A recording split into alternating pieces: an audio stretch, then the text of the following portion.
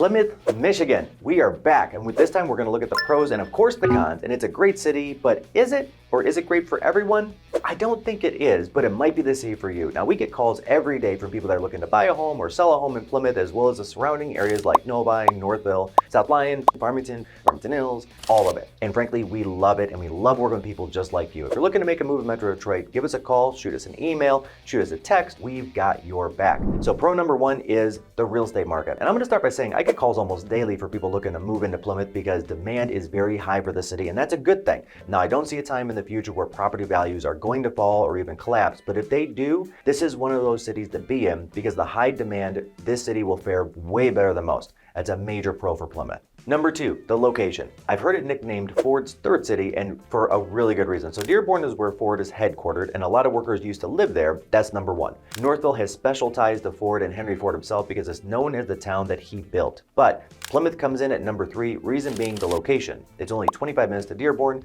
and it's also really easy to get downtown right along 96 here, which is about 30 minutes, and of course to the airport, which is about 25 minutes. Last on the location, a lot of people love the proximity to Ann Arbor because they either have kids that go to U of M or they work in U of M proper. And also a lot of U of M employees love it because they want a downtown, but they don't necessarily want as large of a downtown as Ann Arbor to call home. Pro number three, the school district. Now there are just over 16,000 students in the district total. It's a huge district covering Plymouth Township, Plymouth City, and Canton. But I get this question a lot. Mike, how are the schools? So there are several schools that have been named reward schools by the Michigan Department of Education, which is an award given specifically to the top 5% of schools in the state based on academic performance. Niche.com has given Plymouth an A rating with really good reviews from parents and also students and also teachers, which is unique. Greatschools.org gives Plymouth High Schools a 7 out of 10. US News reports a student-to-teacher ratio of 18:1, which is pretty darn good. School Digger gives Plymouth Canton Schools 4 out of 5 stars. And finally, PublicSchoolReview.com gives Plymouth Schools 4.2 out of 5 stars. Other notables, Plymouth Canton is in the top 10% for graduation rate in Michigan,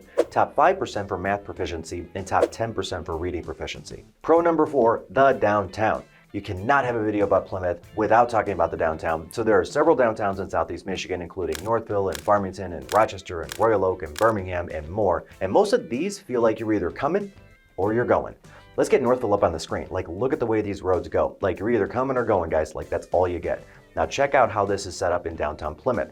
There's a real focus in on the downtown with Kellogg Park being in the middle, and downtown Plymouth feels a little bit like Hill Valley from Back to the Future. Now on the north end is the Penn Theater. On the west and south side there are some great restaurants like Campari's on the Park and the Sardine Room. Now not on the park proper, but one that I think you need to get to is Barrio Cocina y Taqueria. Now scope this place out. It's definitely the best Mexican in town, as voted on by like my little sister. She eats there every time she's in town. Pro number five, the downtown. Again, it's super active. So here's a pro tip. When you go for any of the events in Plymouth, on the north end of the park, Kilwin's Ice Cream Shop, you've got to stop there first. And I say first because then you can take the ice cream to the park. If you stop after, it is going to be packed. Like, it gets super packed after any event. In downtown, they also have the Plymouth Ice Festival, the Fall Festival, music in the park everywhere during summer. They've got a Halloween 10K and 5K that runs through downtown. You can do the combined 15K, which I do every year. In costume, of course. Let's get that up there. Yep, that's pretty horrible. Okay. In October, they also have scarecrows done up by the local businesses, and in December, Christmas trees decorated throughout the park. Okay, we just made Plymouth sound just about darn near perfect, but there are some drawbacks. Let's dive into those. So con number one, it gets busy. It's not downtown Detroit or Ann Arbor, but downtown Plymouth, like Northville, is a huge area draw. So if you're going out to eat, you got to book in advance at least a few days at most of the restaurants, or they're going to be waiting 30 to 90 minutes.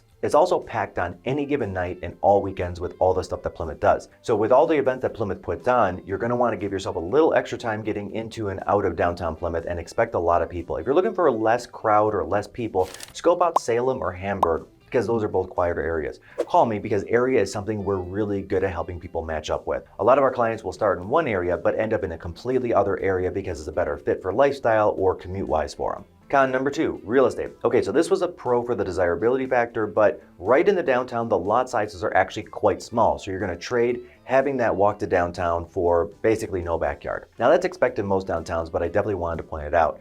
And then also the taxes. They are much higher here than the Michigan state average or even the national state average. The average house here is taxed at $6,600 per year, and the Michigan average is down at $3,891 per year. Now you get what you pay for, but it's still a lot more, and it's charged every year. That doesn't go away. Con number 3, the train tracks. And if you know, you know. Now, when I know I'm going to be driving through downtown Plymouth, I'm always sure that to keep a book in the car, like it can really take that long, like 10, 15, sometimes 20 minutes is backed up. So get a book, keep it in the front seat, get stopped by the train every once in a while, and at least, be a little productive. Read something. Con number 4, size of the high school, or the high schools rather. There are 3 high schools that are located on one massive campus, which can be really daunting to find your way around. I think they give students like 46 minutes between classes now. No, it's not that much. I'm just being egregious. But they do actually give kids extra time between classes because there are some courses that you've got to actually switch buildings for, especially the extracurriculars. So if you're looking for more of a small school high school feel, like 500 kids or 1,000 kids, Plymouth is not for you, or you're gonna have to go private. Con number 5, it's a very competitive real estate market, and the stats speak for themselves. When you're budgeting for a home, it is a good thing to know the average cost of a home. And right now in Plymouth,